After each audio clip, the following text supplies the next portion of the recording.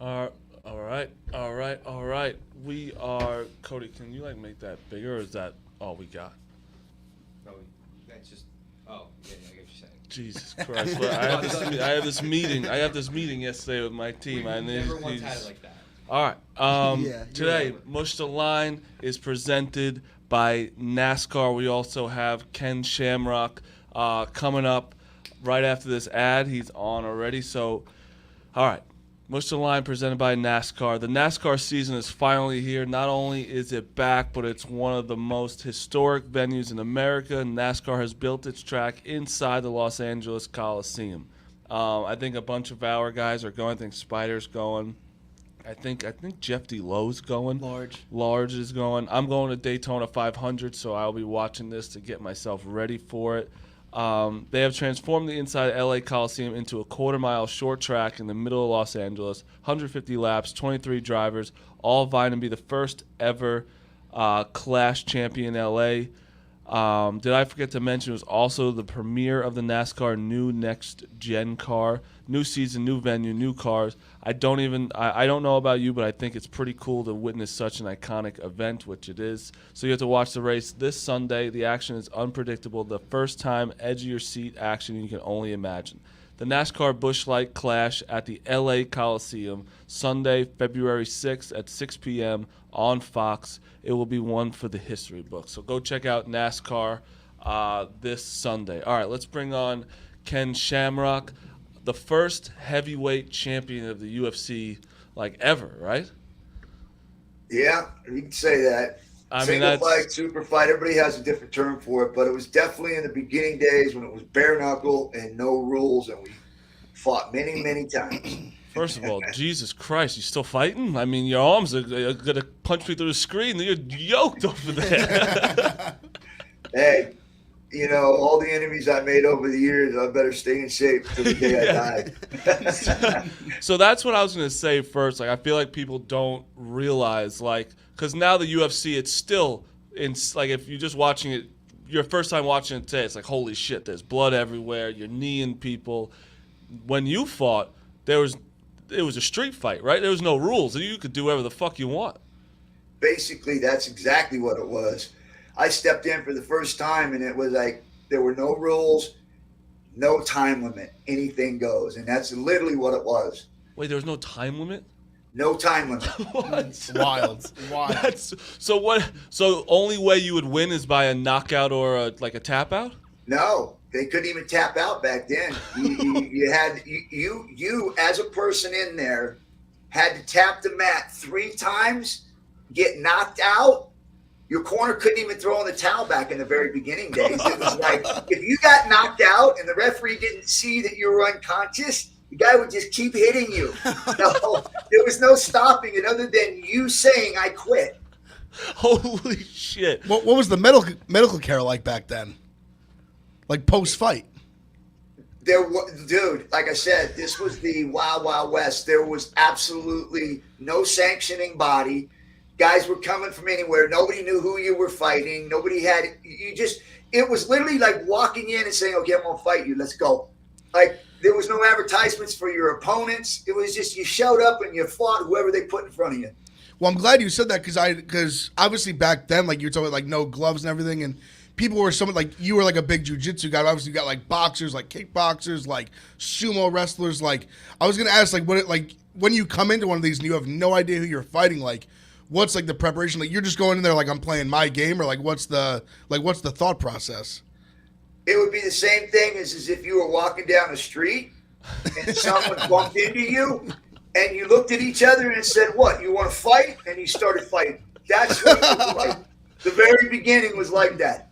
That's fucking outrageous. So basically what you're saying is you're an absolute insane person. You're just you know what? Yeah, let's fucking do this. I don't give a shit. I'm gonna beat the shit out of anyone. Well, I don't.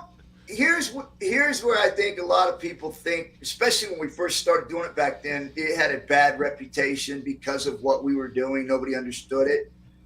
But it's no different than someone that has the mindset of driving a car 150 times or 200 times around a track at speeds that are insane with 25 or 30 cars you're surrounded by doing the same speed, going that fast, and you're inches away from each other, rubbing and bumping each other in a car. Yep.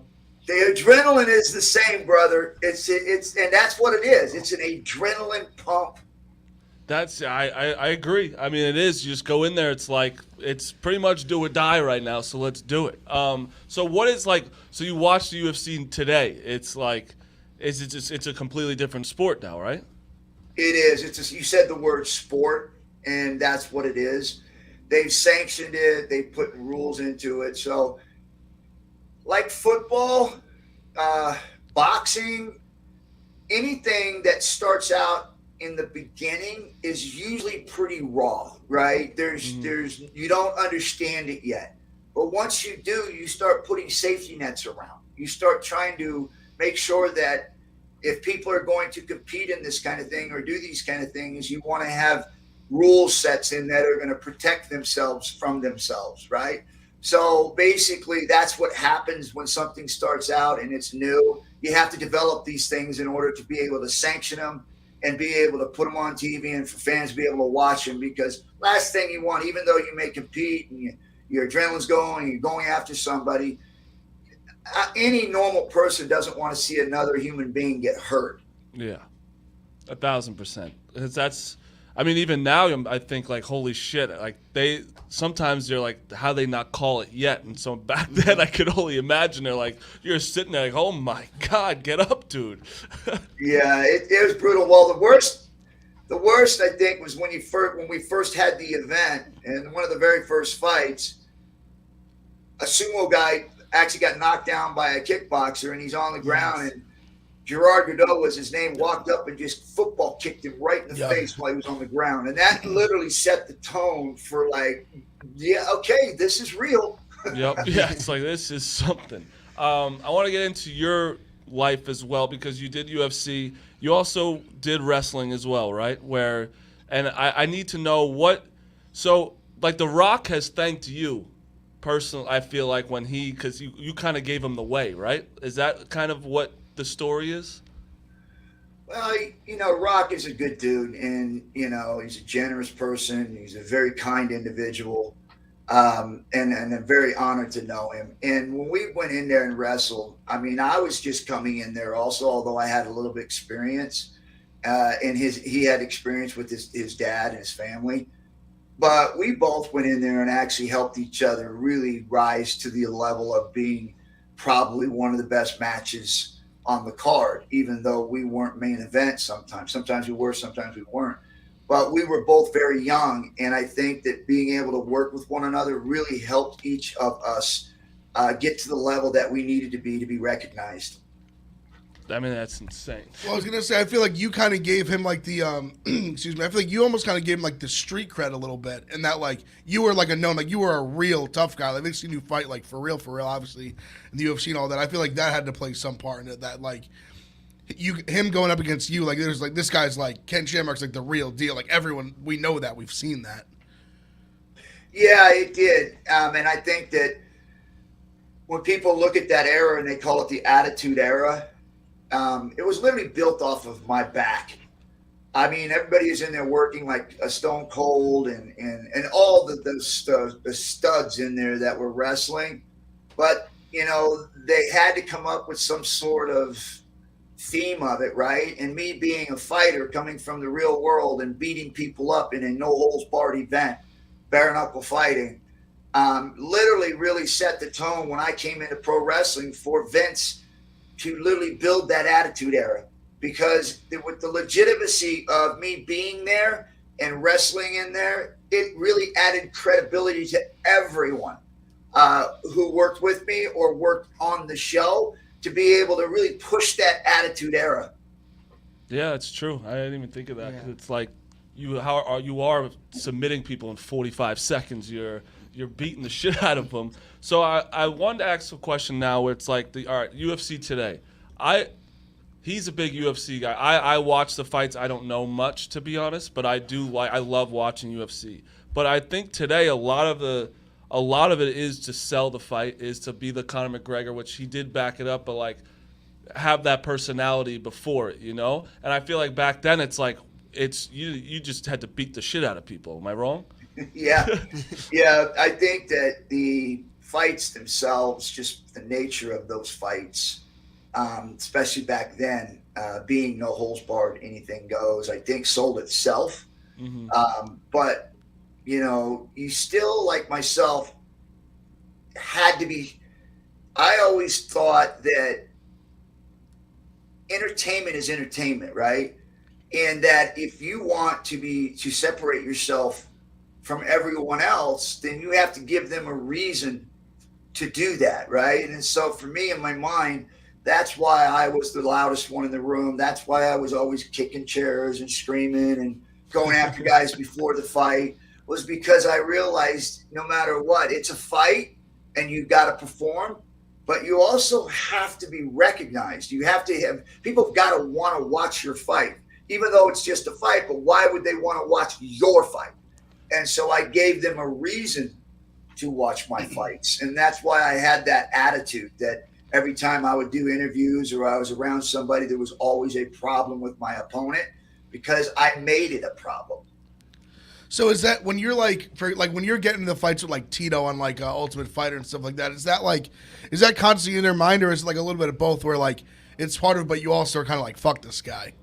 Well, it was a preparation for me, right? I mean, like a lot of people have their own preparations. Me, I had to dislike the guy I was fighting in order for me to do the job I needed to do in there.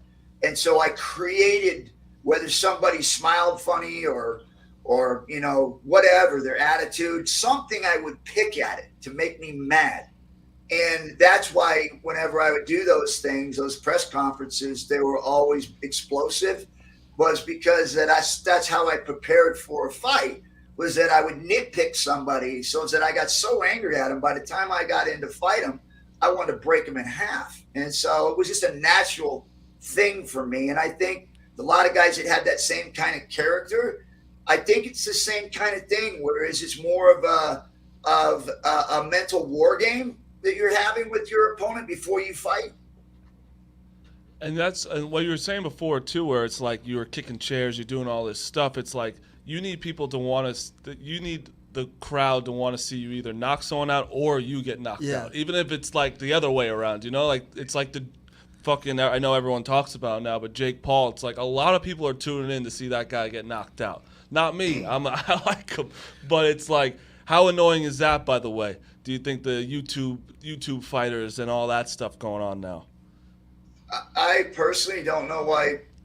Well, I guess it's good. Doesn't matter. But how do you hate success? I agree. I mean, somebody basically putting themselves in a position to be famous. Like, how do you hate that? I mean, I don't get it. I think Jake Paul has done a tremendous job.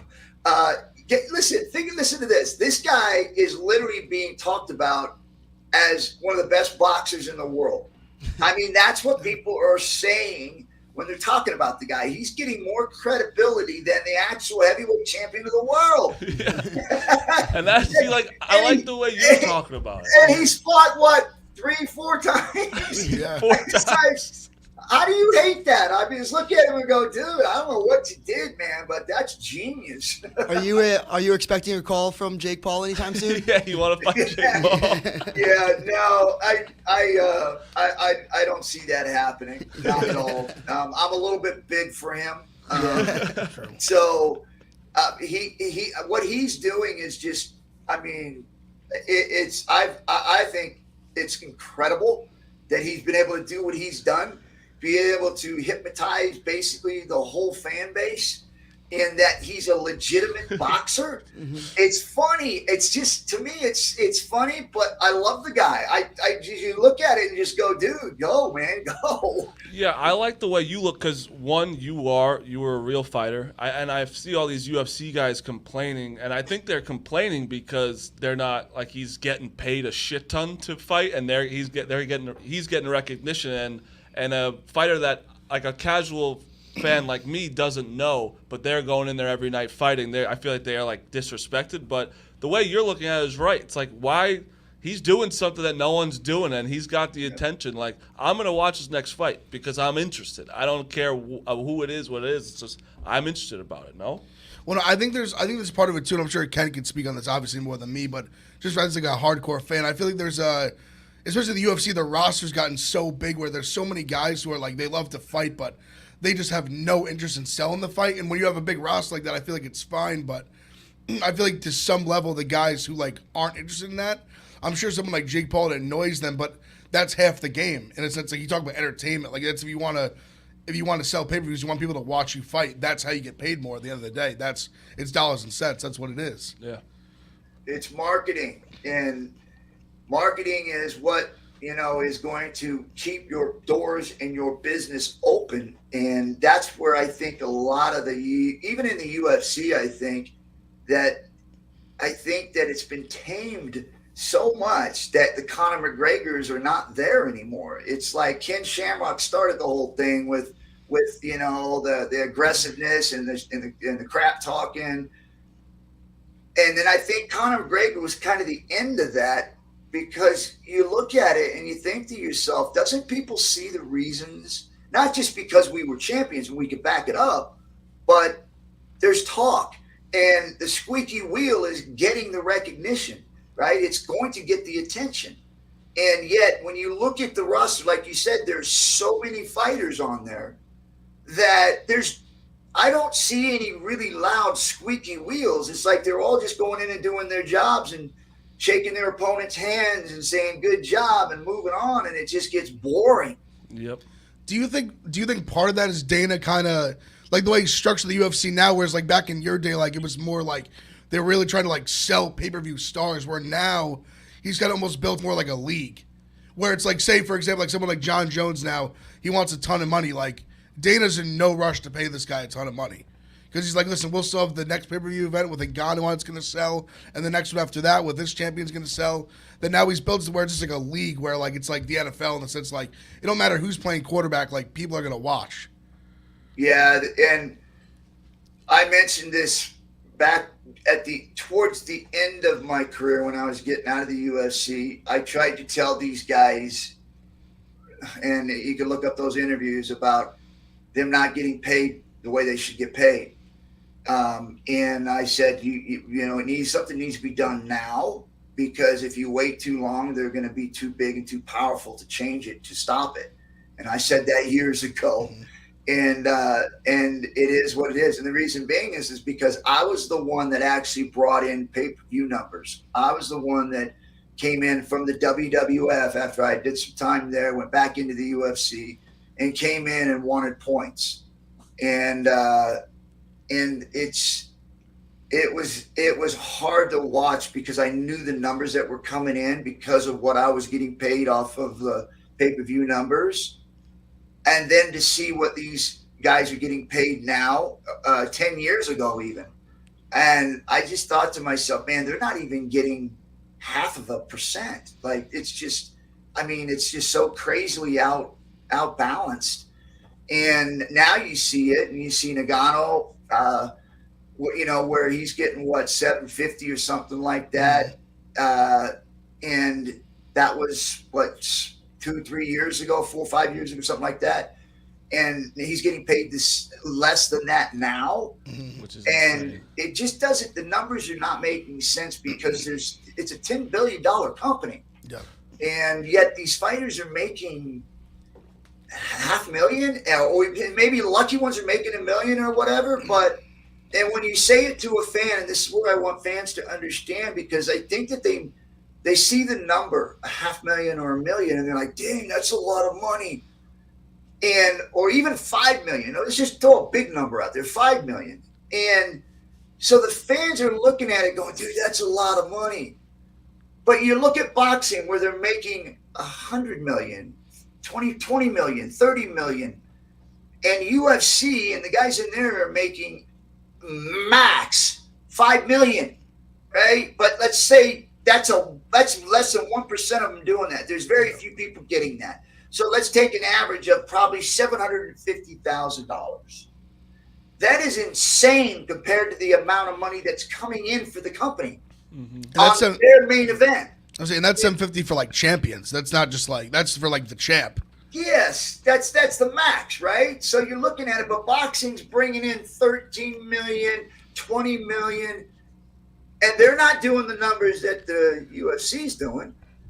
And so you look at it and you think to yourself, and to the fans are thinking, these guys have got to live the rest of their lives with broken bones, messed up joints. They can't go out and get jobs because of who they are. So they have to make enough money to live a lifestyle that they're accustomed to, which is, obviously they put the work in, they did the training, they rose to the level. They built the company up. And I'm talking into my point where you take a company and build them up to a $4 billion company. And then when you leave, you get nothing, zero. And you're cut off. And you can't even use your likeness to go out there and make money on your name. Now, I'm different because I kept my name, but this is the norm for most people. They can't use fight footage. They can't use anything to help them generate even more money after they're done fighting. Yeah. So they're basically cut off from their legacy. So, yes, they have to make money. They have to make a lot of it so that they can live the rest of their lives in a very comfortable situation. And I think when fans look at it and they see the number that's being thrown out, $750,000, $500,000, they're like, wow, that's a lot. It's not compared to what they are bringing in on their name, the company themselves. I could break this down real fast, too. So you said Ngannou got 750? I think he got like 600 out. To my understanding, I could be wrong on this. Ken might know a little bit more than me. My understanding is that when you're the champion, if you currently hold the belt, you get points. I believe that's, and I think that's correct. I could be wrong. And I believe when you're the current belt holder, you get points. Ken, and think about, listen to this. We have whatever it is. It's called Rough and Rowdy. It's a boxing company, and there's 3 rounds, and there's 1 minute each. We had one guy. We had Jose Canseco fighting it. He made $1 million, and our company. Yeah. Yes, right. And that's like a. And this is Joe Schmo rednecks. Like I fought boxing. in it, Ken. Like I fought in it, and this guy's making more than a real UFC fighter who's trained. Like that's fucking legit fighter insane. too, like champion level. Yeah, that's outrageous to even think about. How and I wanted to ask you how annoying, because you do a bunch of these interviews. How annoying is it? How many people ask you about the Tito Ortiz feud? I mean, everybody, because that's part of the legacy of UFC, right? Yeah. And fight fans. For me, I was proud to be a part of that. I would be too, because I wanted to ask about it bad because it's fucking very interesting. Yeah, obviously, I mean, you got to look at the time frames. I was in my late 40s, early 50s when I fought Tito. I fought him 3 times, and the decision to fight him wasn't the decision to fight him because I wanted to be world champion again. The decision to fight him was because the company was going under. Like, they were not making numbers. They were dying. They were getting ready to close the doors. And this is something they don't tell you because they don't want anybody to know that Ken Shamrock or Tito Ortiz helped them out because they want to put it on Stephan Bonner and Forrest Griffin. And you think about it and you go, yeah, that was a great fight. But how many people knew them before they had that great fight? So why would they tune in to watch them if they didn't know them? After that, yes, they built a name. It was a great fight. It was something that helped push the company. But prior to that, it was what me and Tito Ortiz did to really build that company and put them where they needed to be able to turn around and sell it for $4 billion. Yeah. And that's what we were talking about earlier. It was people coming in and building these companies up and then not getting paid what they should get paid. But the company keeps moving on. They keep making money, right? So with me and Tito, when we went in and did it, man, I was proud to be a part of it. The same thing as you guys seen in there. There was a lot of history between us two. I built that history up in my head, picking at it, bringing it out to the public, making it an issue so that people wanted to watch the fight. And I fought him 3 times. First time, I got the tar beat out of me for 3 rounds. I still wanted to fight. My corner said, no, we're done. They threw in the towel. I wanted to fight, but I wanted to finish it. I felt I could have gone the 5 rounds and took a beating, but I'd have gone out on my shield. They stopped it. It was a good stop because I was beat up pretty good. I wasn't going anywhere. But as a fighter, you still want to keep going. So we did the fight. I'm thinking that's good, We literally blew up the numbers. I mean, literally, they took off from that point on. So they come back and they want me to do it again. And I just literally got destroyed in the first fight. And I was like, okay, I'm a fighter. Let's do it again. Because of the numbers that they did, right? Not because it's a great fight and that it was competitive. It's because of the numbers they were making. So I did it again. Second time I do it, they stop the fight. Like, I'm thinking to myself, we're in there fighting and we're going at it. We go down and all of a sudden they stop it. Like, I never got hit.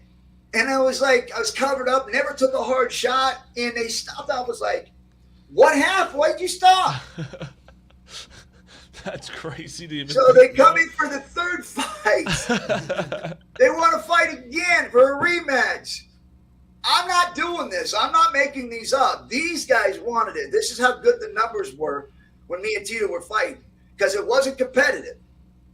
They wanted us to fight a third time. So I said, okay, we do it again. They stopped the damn fight again. I never got hit one time hard. I got hit, but not hard. The very first fight, they let me go 3 rounds and take an ass kicking, right? Literally cut up, bruised up, literally beat up. But I was still wanting to keep going to finish the fight. They wouldn't let me. I understood that, right? Okay. I wanted to finish the fight, right? But the next 2 after that, they stop it.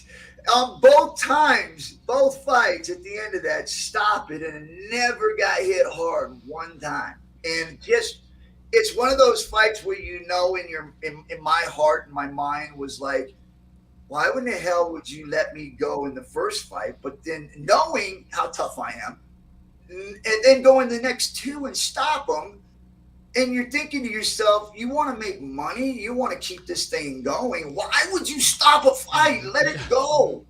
So it just was crazy to me that trilogy that we had, I believed it could have been much better if they would have just let us fight and let me go out on my shield. Let me fight as long as I want to fight till I can't fight anymore, instead of having a referee who doesn't know me, who's never been in the position that I'm in and never been in the ring, really had to fight through any adversity, stop the fight. Tell me when I've had enough. That's crazy.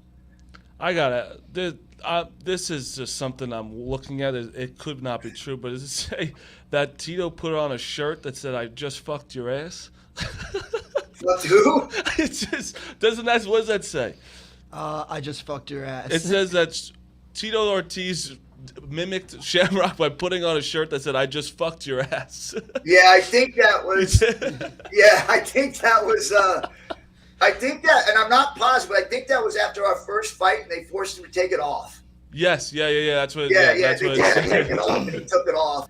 But see, and that's the thing with it, that I don't understand how people don't like that. That's I love that. That to me is character. That to me is building reasons to watch you fight.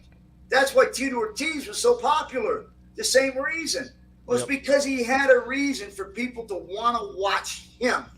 And me personally, I never took any of that stuff personally. A lot of people, we got mad. I got mad because it sold tickets. I got mad because I made it real. And everything I did was real. I made reasons for me to be mad. And Tito didn't have to give me any reasons.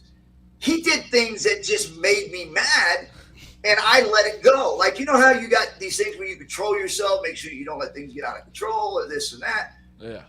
But I didn't with Tito. I wanted it to be out of control. I wanted to be aggressive. And he was a great opponent for me because he gave me reasons to make people want to watch us fight, even though it was a horrible, horrible trilogy.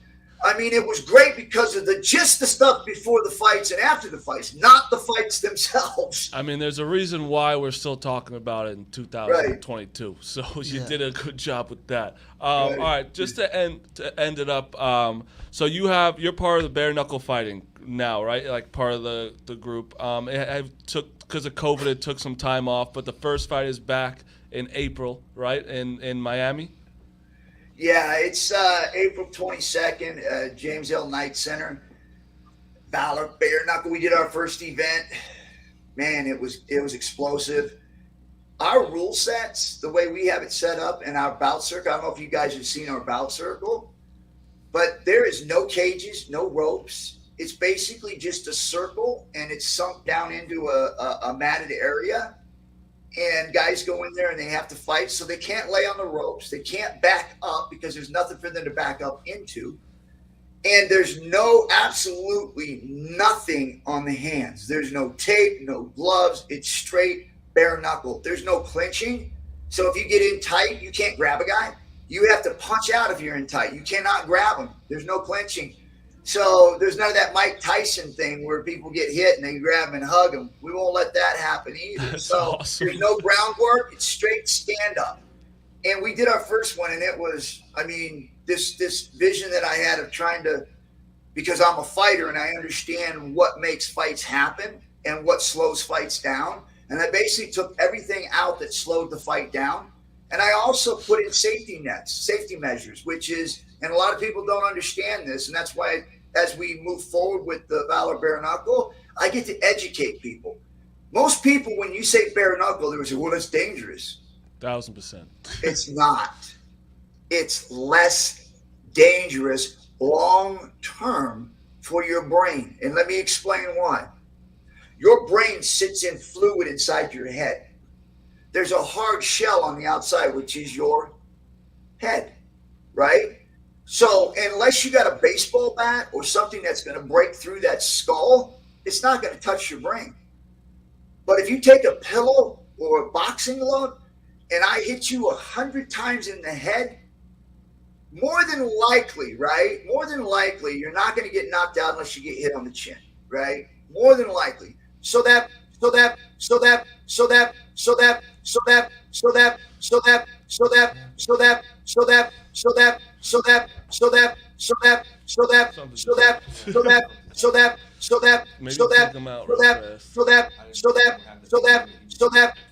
That's crazy. Oh shit. So that Stanko's got it. First of all, this guy's awesome. Yeah, Ken Shamrock's the man. I kind of want to Couldn't hear tell what the, if he was saying so that a couple times. Once he did it like 3 We'll see times, if I we was can- like, I'm gonna wait for him to get back on because I wanted to hear the end of that. No, because I agree with him. Yeah.